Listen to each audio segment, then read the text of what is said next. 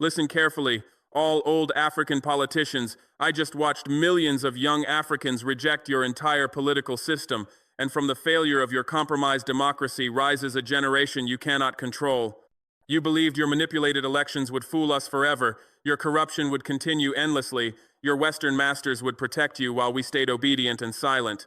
You were completely wrong. I united young Africans, I exposed your betrayal, I built youth resistance. Your surprise shows, your power weakens, your political system is ending. Let me show you exactly how I discovered that the entire post-independence political structure was designed to keep us poor while making old politicians rich and keeping Western powers in control. I was 23 years old when I first voted in Burkina Faso's elections. I believed voting was important and meaningful. I thought democracy gave us power to choose our leaders and shape our future. I trusted that elections would bring change and improve our lives. I was completely naive about how the system actually worked. I voted for a candidate who promised to fight corruption, create jobs, and improve education. He gave passionate speeches about serving the people.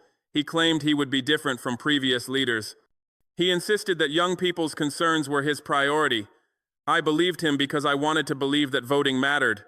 He won the election with strong support from young voters like me. We celebrated his victory as the beginning of change. We thought we had finally elected someone who would serve us instead of himself. We were excited about the future under his leadership. Everything he promised was forgotten. He appointed his family members to government positions. He awarded contracts to companies that bribed him.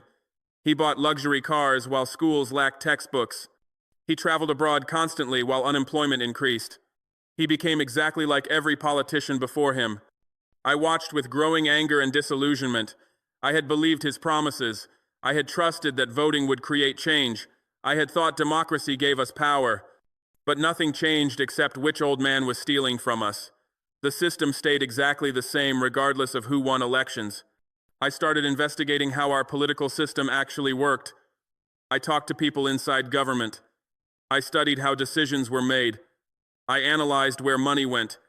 I discovered that the entire system was designed to enrich politicians while keeping ordinary people powerless. The first mechanism I discovered was how elections were manipulated from the beginning. Political parties required enormous money to campaign effectively. This money came from wealthy businessmen and foreign governments. These funders demanded loyalty and favors in return for their support. I calculated the cost of running for president in Burkina Faso. A serious campaign required approximately $8 million for advertising, rallies, staff, and vote buying. No honest person had $8 million. The only people who could afford to run were already wealthy through corruption or had backing from corrupt interests. This meant that every candidate who could realistically win was already compromised before the election even happened. They owed favors to the people who funded them. They would serve their funders' interests, not the people's interests. The election was just theater to make us think we had choice when the outcome was predetermined. But the manipulation went deeper than campaign finance. I discovered that vote counting was controlled systematically. Election officials were appointed by the ruling party. They controlled who counted votes and how results were reported. They could change numbers to ensure their preferred candidate won. I investigated specific elections and found clear evidence of fraud. In some districts, more people voted than were registered. In other areas, opposition votes mysteriously disappeared during counting. In rural regions, election officials simply reported whatever numbers the ruling party told them to report. The fraud was so obvious that everyone knew elections were manipulated, but the system pretended everything was legitimate. International observers would come, watch the voting, and declare elections free and fair, despite obvious manipulation. Western governments would congratulate the winner and provide aid to the fraudulent government.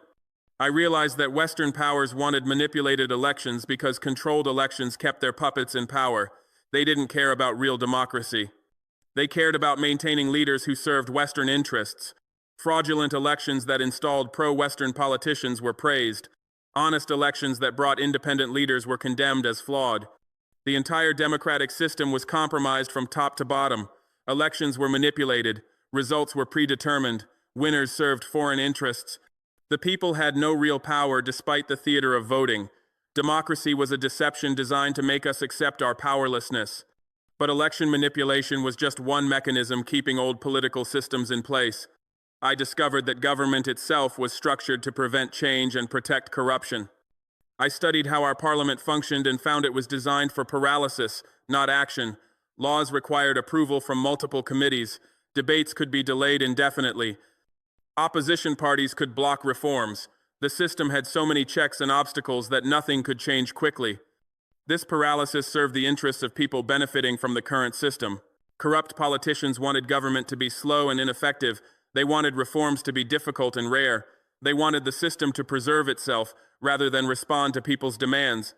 I calculated how long it took to pass even simple legislation. A bill to increase teacher salaries took 18 months to become law. A proposal to build new hospitals took 2 years. A plan to create youth employment programs took 3 years and was then abandoned. Everything moved at a pace designed to ensure nothing actually changed. Meanwhile, laws that benefited politicians passed quickly. Salary increases for government officials took 3 weeks. New luxury cars for ministers took 1 month. Expanded budgets for official travel took 6 weeks. When politicians wanted something for themselves, the system moved efficiently. When people needed help, the system was paralyzed. The contrast proved the system was designed to serve politicians, not people. The paralysis wasn't accidental or unfortunate. It was deliberate and strategic. Old politicians had created structures that prevented change while allowing them to enrich themselves. I also discovered how government positions were distributed based on ethnicity, region, and patronage rather than competence.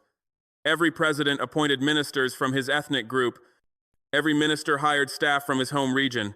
Every official gave jobs to family members and supporters.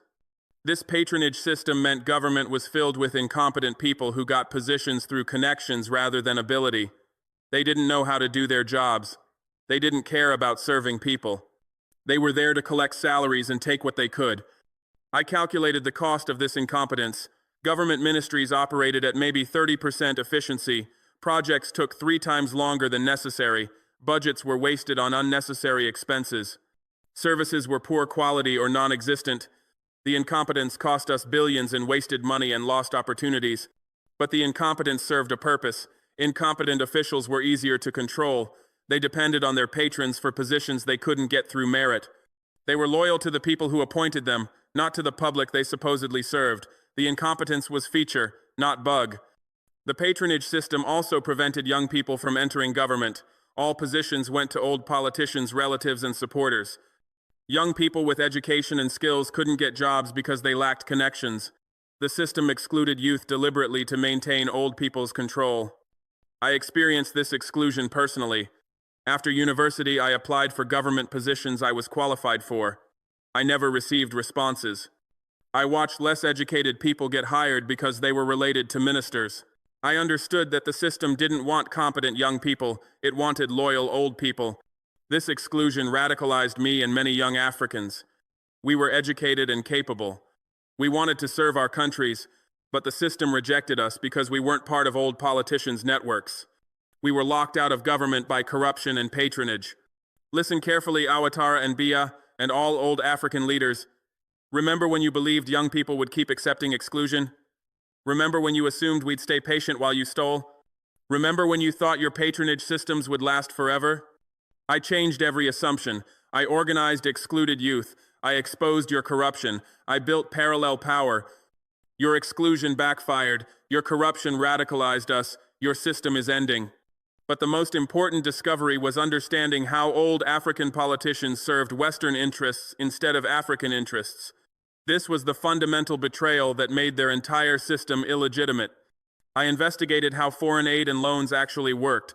Western countries and institutions provided money to African governments. This money came with conditions requiring specific policies. These policies served Western interests while harming African development. I studied specific examples in Burkina Faso. The World Bank provided a loan for education reform. The conditions required us to reduce teacher salaries and increase class sizes. This saved money that could be used to repay the loan, but it harmed education quality and hurt teachers and students. The IMF provided budget support with conditions requiring us to privatize government services. We had to sell our water system, our telecommunications, and our electricity to private companies. These companies were mostly foreign-owned. They raised prices and reduced service quality. The privatization enriched foreign corporations while hurting our people. Western governments provided aid with conditions requiring us to open our markets to their products. We had to eliminate tariffs and trade barriers. This allowed cheap foreign goods to flood our markets and harm local industries. Our factories closed because they couldn't compete with subsidized Western imports. Every loan, every aid package, every development program came with conditions that served Western interests. The money was bait. The conditions were the trap. African governments took the money and implemented policies that kept us poor and dependent. I documented this success carefully. Countries under youth-led military governments achieved average 6.2% economic growth compared to 3.1% under old democratic politicians. Anti-corruption campaigns recovered average $2 billion per country. Youth cooperatives employed average 50,000 young people per country. Sovereign partnerships increased trade by average 37%. The numbers proved that rejecting old political systems and building alternatives worked. We weren't just destroying. We were creating better systems. We weren't just angry. We were building the Africa we wanted. We weren't just protesting. We were governing and developing successfully. But old politicians and their Western supporters fought back viciously against youth movements. They used every weapon to crush us and preserve their power. They deployed police and military against protesters. They arrested movement leaders. They banned youth organizations. They shut down social media. They used violence and repression to intimidate us into submission. I experienced this repression personally. French intelligence tried to assassinate me twice. Western-backed politicians attempted coups to remove me. International media spread lies about me. Economic sanctions tried to destroy Burkina Faso. They used every tool to stop me and the movement I represented. But the repression backfired by proving we were right. If the system was fair and legitimate, why did they need violence to maintain it? If old politicians served the people, why did they fear youth movements? If Western powers wanted African development, why did they support dictators against youth activists? The violence exposed the system's illegitimacy. Each arrested activist created 10 more. Each killed protester inspired hundreds more. Each act of repression radicalized thousands more. The violence strengthened our movements instead of crushing them. Old politicians were digging their own graves through their brutality. The repression also revealed the alliance between old African politicians and Western powers. When youth movements threatened corrupt leaders, Western governments supported those leaders with money and weapons. When protesters demanded change, Western media portrayed them as violent and dangerous. When coups removed Western puppets, Western powers organized sanctions and isolation. The alliance proved that old African political systems served Western interests. The systems weren't designed for African development. They were designed for Western control. Old politicians were compradors who maintained colonialism in exchange for personal wealth. The entire structure was neo-colonial collaboration. Young Africans understood this completely now. We saw that removing old politicians wasn't enough. We needed to break the entire system of Western control that those politicians served. We needed to achieve real independence, not just change faces at the top. This understanding made our movements more radical and more threatening. We weren't just demanding better leaders within the existing system, we were demanding destruction of the system itself. We were calling for complete transformation of African politics, economics, and international relations. The radicalization terrified old politicians and Western powers. They could handle protests demanding reforms. They couldn't handle movements demanding revolution. They could co-opt moderate activists. They couldn't buy radicals who wanted to destroy the entire system. They faced existential threat to their power. I watched them panic with satisfaction. For decades, they had controlled Africa through corrupt politicians and fake democracy. Now young Africans were rejecting the entire system. They were building alternatives. They were taking power. They were achieving independence. The old order was collapsing and they couldn't stop it. The collapse was visible everywhere. Old politicians were being overthrown. Corrupt systems were being dismantled. Western influence was declining. Youth movements were growing. Alternative institutions were spreading. The transformation was happening across Africa simultaneously. I calculated the pace of change. In 2010, old political systems dominated Africa completely. By 2020, youth movements were challenging them seriously. By 2025, multiple countries had experienced youth-led transformations. By 2030, I projected that half of Africa would have rejected old systems. By 2040, the transformation would be continental and complete. The timeline was accelerating because success bred success. Each country that transformed inspired others. Each victory proved change was possible. Each alternative system demonstrated that better approaches worked. The demonstration effect was powerful and spreading. Young Africans across the continent were watching Burkina Faso and other transformed countries. They saw that rejecting old systems led to better results. They observed that building alternatives created opportunities. They recognized that taking power delivered development. They wanted the same transformation for their countries. This desire was creating unstoppable momentum. Youth movements were growing in every African country. Protests were becoming larger and more frequent. Demands were becoming more radical. Confrontations were becoming more intense. The wave of rejection was building toward continental transformation. Old politicians couldn't stop this wave of youth mobilization and systemic rejection that was sweeping across Africa with unprecedented force and coordination.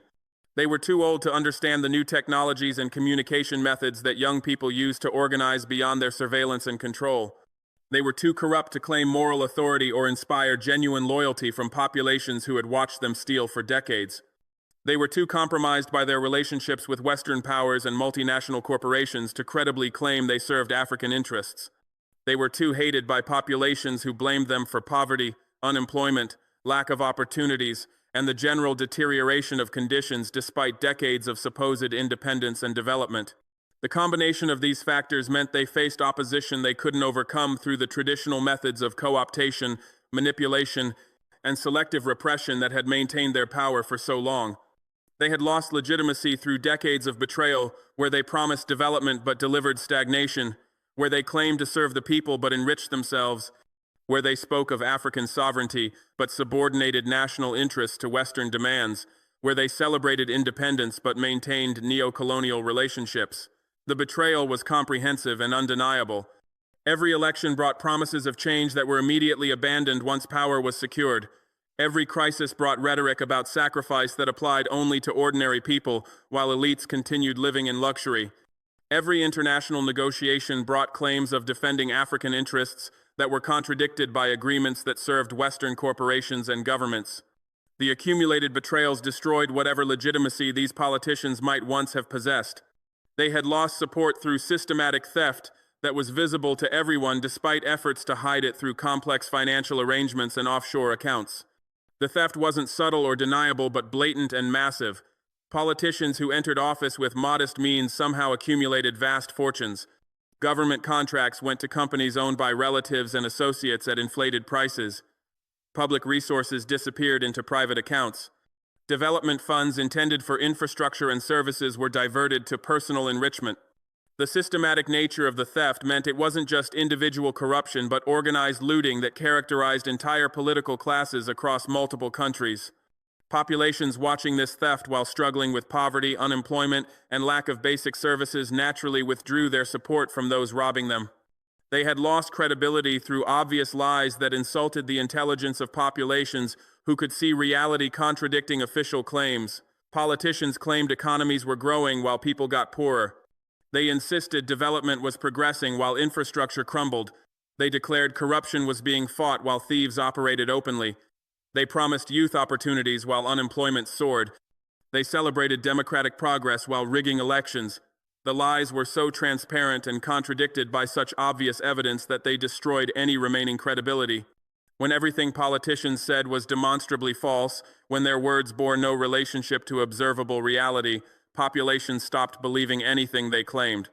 They had lost everything except the power they held through force, through control of security services that protected them from populations they had betrayed, through military and police forces that suppressed dissent and maintained order that served elite interests. The force was substantial, well-armed security services, sophisticated surveillance systems, detention facilities for dissidents, legal frameworks criminalizing opposition, and international support from Western powers who preferred stable dictatorships to uncertain democracies.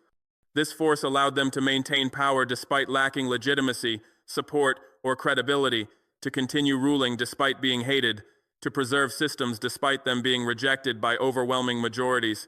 But force alone couldn't maintain systems that everyone rejected indefinitely, because force requires people willing to use it, because security services are composed of individuals who have families and communities, because even dictatorships depend on some level of acquiescence from populations. When rejection becomes universal, when opposition includes everyone from students to workers to professionals to rural communities, when even those benefiting from the system recognize it's unsustainable, force alone becomes insufficient. The security services themselves come from populations that are suffering. Their families face the same poverty and lack of opportunities. Their children have the same bleak futures.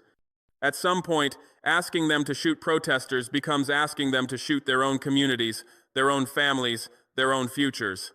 Eventually, the military would refuse to shoot protesters, as had happened in numerous countries when popular movements reached critical mass and security forces recognized they were being asked to commit atrocities to preserve systems that didn't serve them either. The refusal might start with individual soldiers who couldn't fire on crowds that included their relatives and neighbors. It might spread through units that questioned orders to use lethal force against peaceful demonstrators. It might culminate in entire military commands refusing to participate in massacres to preserve corrupt politicians. History showed this pattern repeatedly. Dictatorships that seemed invincible collapsed rapidly once security forces refused to kill for them. Once the instruments of repression recognized they had more in common with protesters than with the elites they were protecting.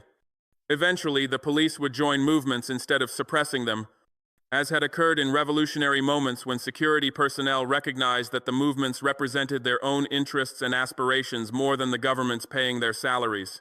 Police officers faced the same economic pressures as other citizens, suffered from the same lack of opportunities for their children, experienced the same frustrations with corrupt systems.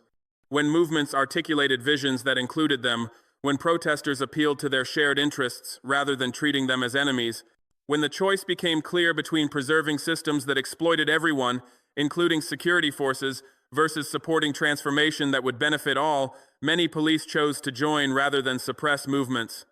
Eventually, the violence would fail and the systems would collapse because violence could delay but not prevent transformation, when populations were determined and united, when alternatives existed that people preferred, when international conditions supported change rather than preserving old orders. Violence might suppress one protest but couldn't prevent the next. It might arrest leaders but couldn't destroy movements. It might intimidate some but would radicalize others. The failure of violence to preserve illegitimate systems was inevitable because violence couldn't create the legitimacy, support, or credibility that had been lost, couldn't convince populations to accept systems they rejected, couldn't make people believe lies they recognized as false.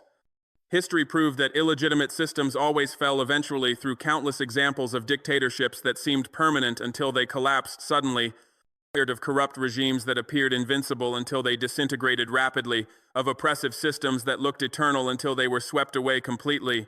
The Soviet Union seemed unshakable until it dissolved in years. Apartheid South Africa appeared permanent until it ended in negotiations. Middle Eastern dictatorships looked stable until Arab Spring toppled them in months. The pattern was consistent. Illegitimate systems persisted through force until that force became insufficient, then collapsed with surprising speed. The inevitability of their fall didn't mean it happened quickly or easily, but it meant that maintaining them indefinitely was impossible. I am the architect of youth rejection of old African political systems through systematic exposure of their illegitimacy, comprehensive organization of resistance, and concrete demonstration of alternatives. The architecture wasn't accidental or spontaneous, but deliberately designed to undermine old systems while building new ones, to expose corruption while creating accountability, to reveal exclusion while practicing inclusion, to demonstrate betrayal while proving loyalty to African interests. The role of architect meant designing the frameworks, creating the structures, and providing the vision that enabled youth across Africa to recognize their common interests, coordinate their resistance, and build alternatives to systems that had failed them. I documented the rigged elections that gave us no power despite our numbers and our votes, showing exactly how electoral processes were manipulated to ensure predetermined outcomes regardless of how people voted. The documentation was comprehensive and undeniable, revealing multiple mechanisms of rigging that worked together to guarantee that elections never threatened elite power. Voter registration was manipulated to exclude young people and opposition strongholds. Ballot boxes were stuffed with fraudulent votes. Results were altered during counting and tabulation. Opposition observers were intimidated or prevented from monitoring. International observers were managed and deceived. Courts that should adjudicate disputes were controlled by ruling parties. The documentation showed that elections weren't democratic exercises but theatrical performances designed to provide legitimacy while ensuring predetermined outcomes. I exposed the corruption that stole our future by calculating exactly how much was stolen, identifying who stole it, revealing how they stole it, and demonstrating what that stolen wealth could have built if invested in development. The exposure wasn't abstract enunciation but concrete documentation with names, amounts, mechanisms, and consequences. I showed that billions stolen from education budgets could have built thousands of schools and trained hundreds of thousands of teachers. I demonstrated that funds diverted from healthcare could have equipped hospitals and provided universal coverage. I proved that resources extracted from infrastructure projects could have connected communities and enabled economic development. The exposure made the theft tangible and personal by showing exactly what it cost young people in lost opportunities and diminished futures. I revealed the patronage that excluded us from power, opportunities, and resources by showing how political systems were organized around networks of personal loyalty rather than merit or democratic representation. The revelation demonstrated that access to government jobs, business opportunities, development projects, and political positions all required connections to patronage networks that excluded young people who lacked the relationships, resources, or willingness to participate in corrupt systems. The patronage wasn't incidental to political systems but was their organizing principle, the mechanism through which power was distributed and loyalty was maintained. Young people were systematically excluded because we threatened these networks by demanding merit-based systems, transparent processes, and accountable governance. I proved the betrayal of African interests for Western money by documenting specific instances where African politicians subordinated national interests to Western demands in exchange for personal enrichment, where they signed agreements that harmed their countries to receive bribes, where they implemented policies that served Western corporations to maintain Western support, where they suppressed African development to preserve Western dominance. The proof was concrete and undeniable, showing that betrayal wasn't occasional lapse but systematic practice, that African politicians consistently chose personal wealth over national interests, that they served as agents of neocolonialism rather than champions of independence. I organized youth resistance across Africa by building networks that connected movements in different countries, by facilitating communication and coordination among organizers, by sharing strategies and lessons learned, by creating platforms for collective action, and by developing frameworks for continental solidarity. The organization transcended national boundaries because youth across Africa faced the same enemies: corrupt politicians, Western domination, rigged systems, stolen futures. The continental scope was necessary because problems were continental in scale, because solutions required coordinated action, because inspiration from successes in one country could fuel movements in others, and because unity multiplied our strength while division had always been our weakness. I built alternative systems that work better than the corrupt, exclusive, illegitimate systems we were rejecting. The alternatives weren't merely theoretical proposals, but concrete implementations that demonstrated different ways of organizing politics, economics, and society. We created transparent decision-making processes that included, rather than excluded, young people. We established accountability mechanisms that prevented rather than enabled corruption. We developed merit-based systems that rewarded capability rather than connections. We implemented democratic practices that gave people genuine power rather than theatrical participation. The alternatives worked better because they served people rather than elites, because they were designed for development rather than extraction, because they reflected African interests rather than Western demands. I led transformation that inspired continental movement by demonstrating that change was possible, that old systems could be challenged, that alternatives could succeed, and that youth had power when we organized and acted collectively.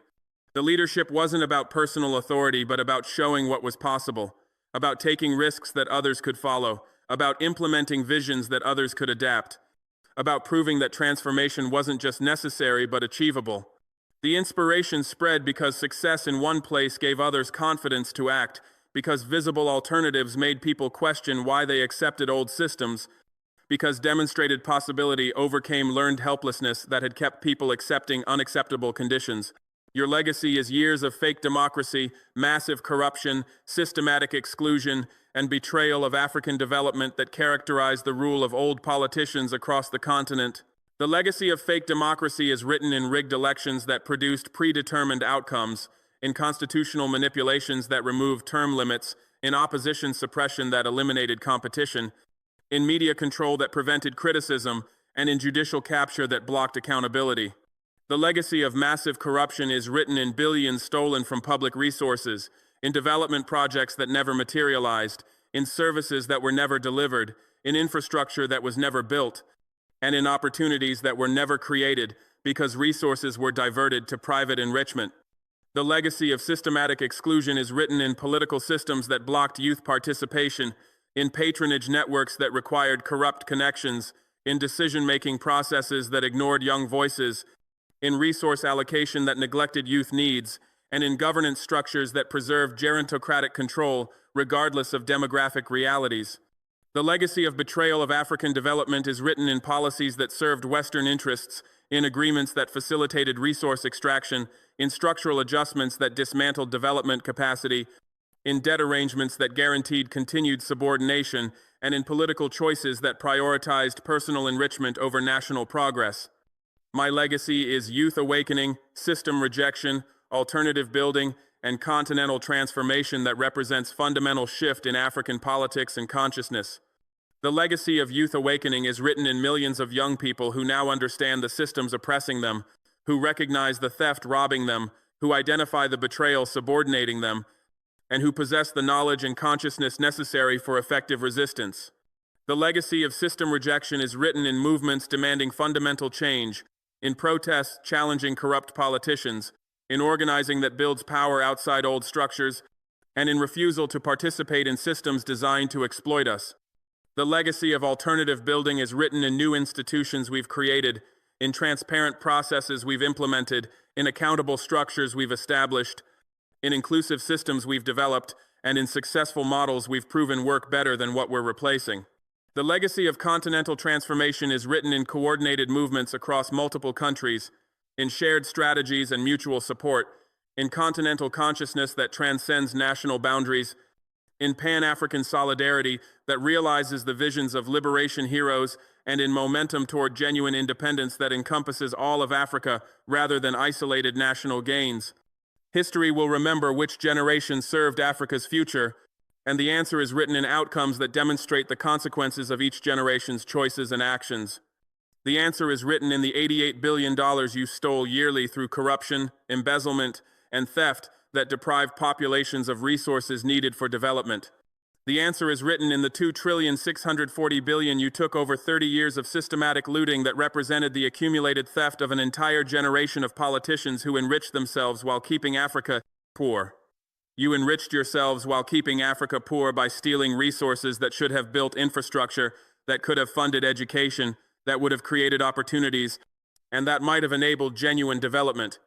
We rejected your systems and built alternatives that develop our continent by refusing to accept corrupt governance as inevitable, by demonstrating that transparent accountability is possible, by proving that inclusive participation works better, and by showing that serving African interests produces better outcomes than betraying them for personal gain.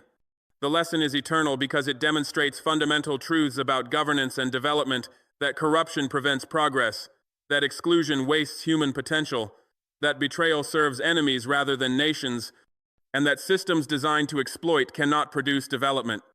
The proof is mathematical in the billions stolen that could have been invested, in the opportunities lost that could have been created, in the development prevented that could have been achieved. The outcome is inevitable because illegitimate systems always fall, because populations eventually reject what doesn't serve them, and because alternatives that work better will replace systems that fail. Young Africans are rejecting old political systems because those systems were designed to keep us powerless while enriching old politicians and maintaining Western control through mechanisms that serve those purposes rather than African development. We discovered the rigging that ensured our votes didn't matter, that guaranteed predetermined outcomes, that made elections theatrical rather than democratic.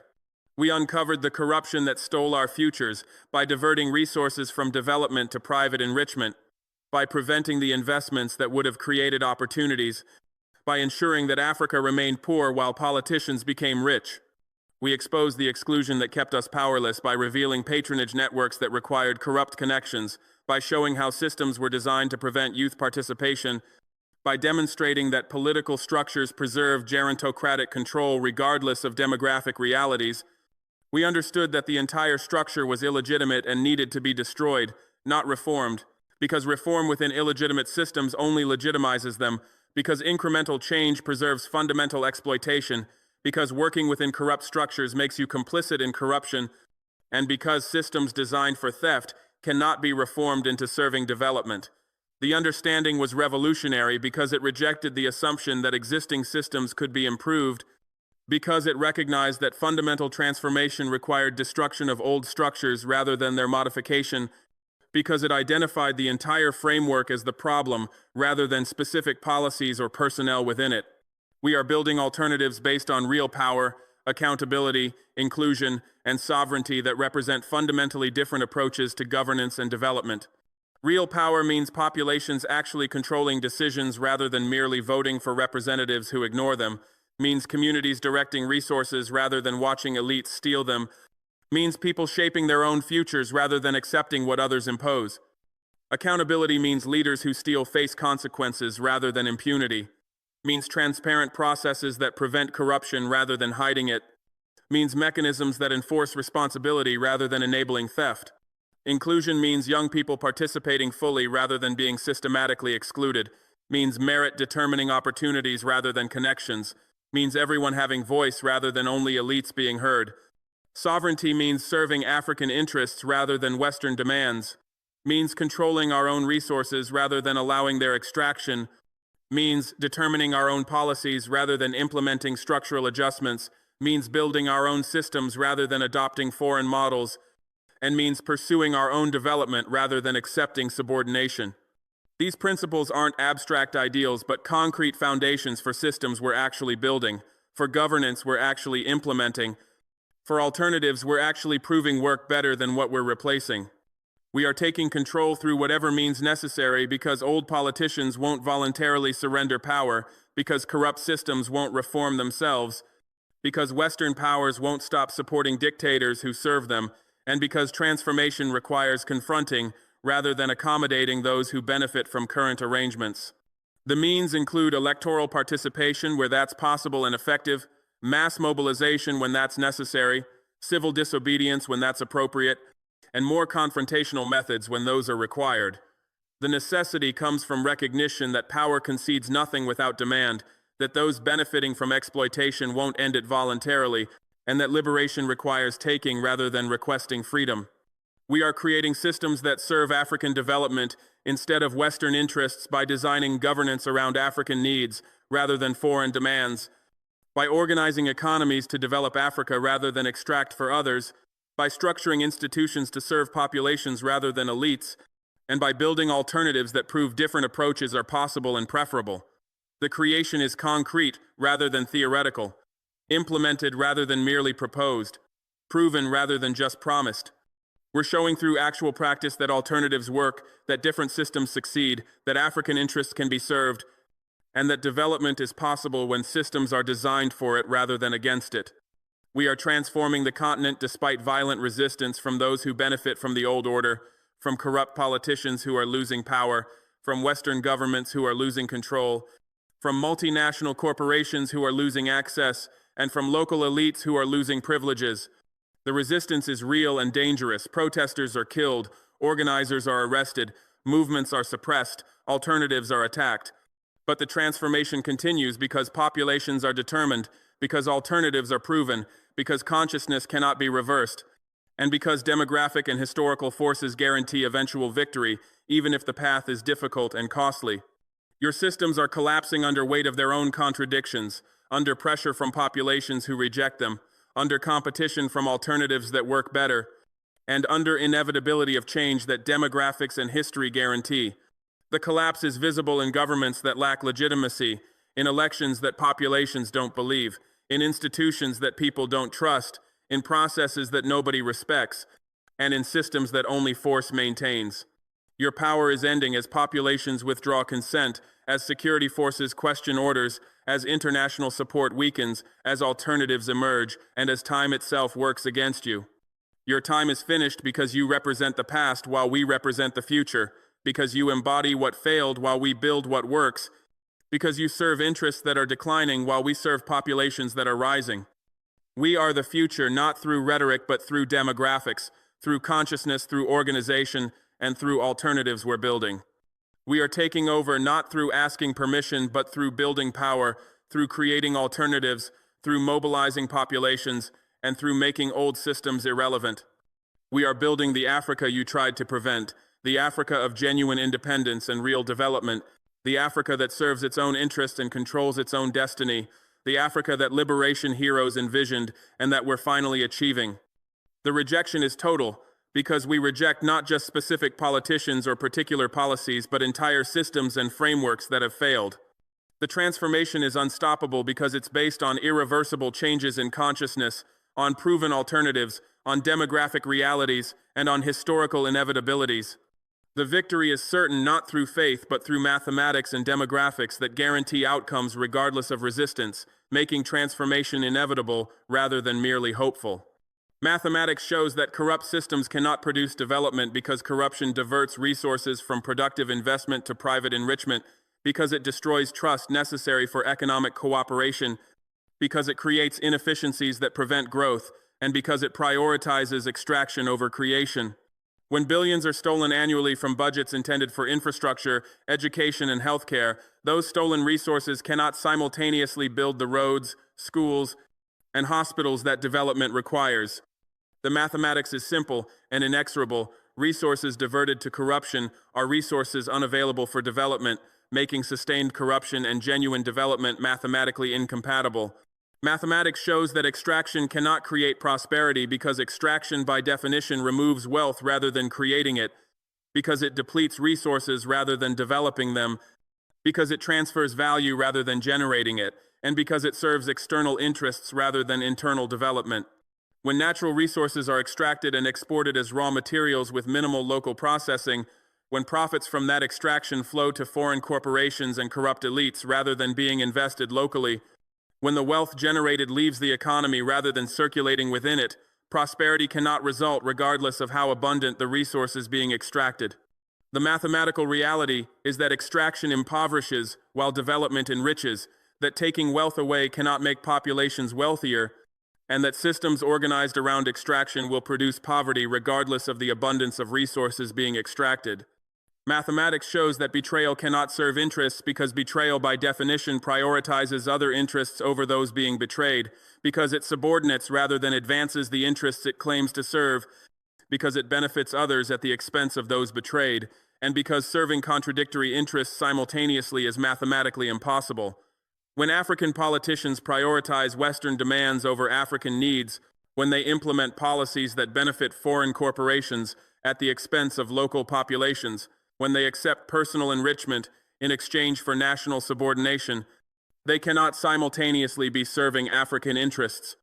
The mathematics of competing interests is zero-sum. In this context, serving Western interests means betraying African interests, accepting personal enrichment means stealing from national development, and maintaining neo-colonial relationships means abandoning genuine sovereignty. Mathematics shows that illegitimate governance cannot maintain itself indefinitely because illegitimacy requires force that becomes increasingly costly, because it generates resistance that compounds over time, because it lacks the voluntary compliance that makes governance sustainable, and because force alone eventually proves insufficient, regardless of how much is applied.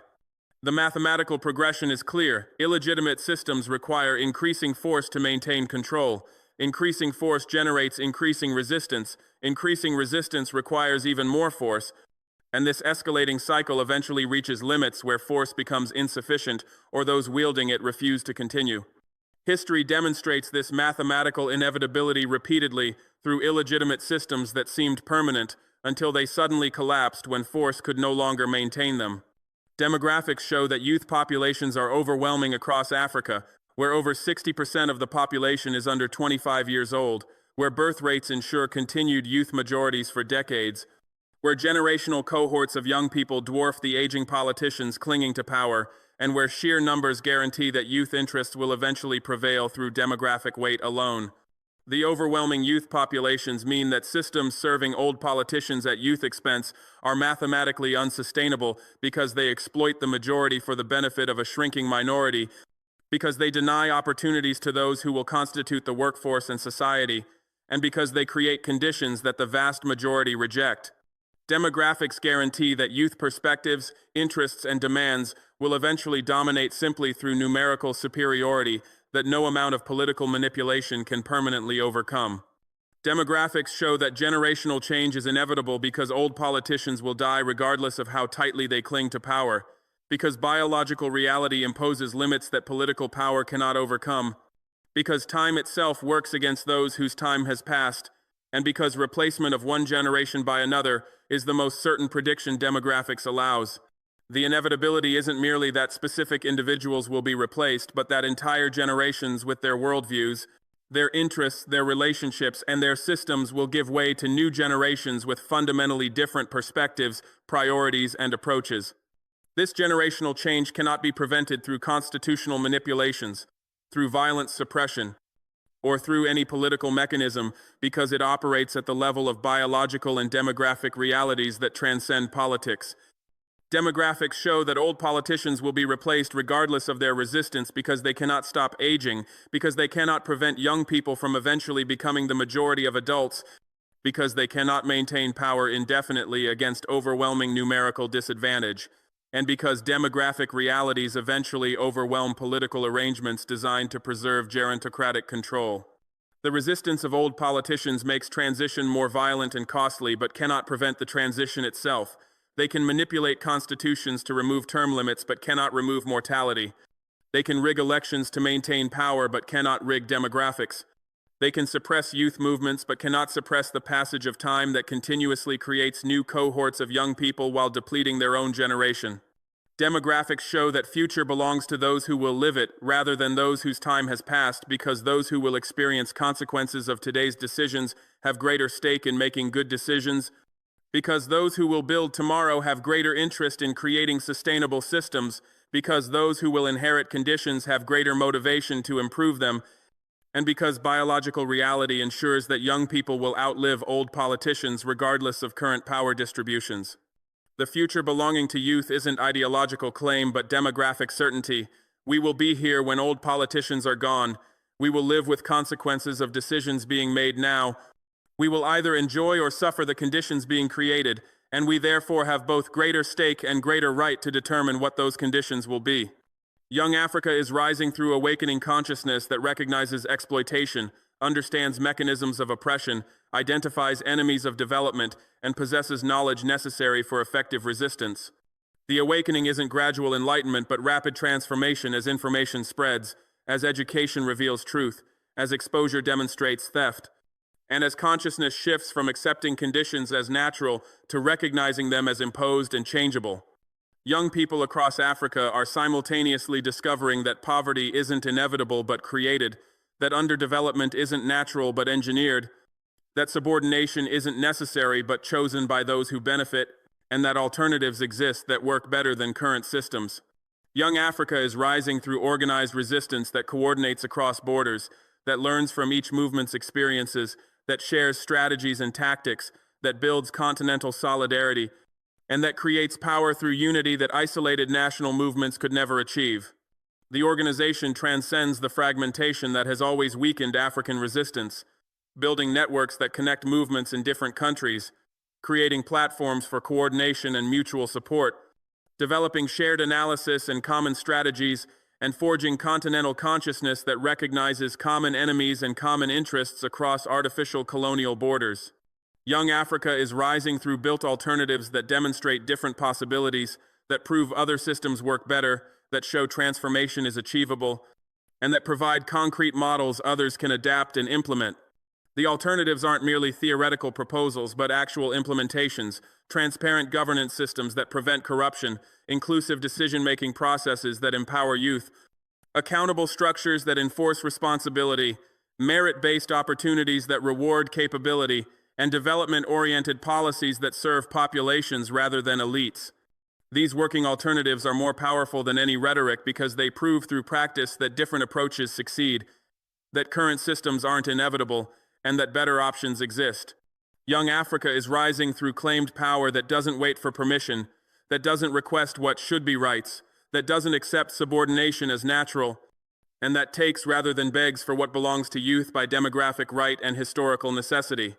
The claiming of power operates through multiple channels, through electoral participation where that's effective, through mass mobilization when that's necessary, through building parallel institutions when existing ones are irredeemably corrupt, and through direct confrontation when that's required. The power being claimed isn't granted by old politicians but seized by young people who recognize that power concedes nothing without demand and that liberation requires taking freedom rather than requesting it.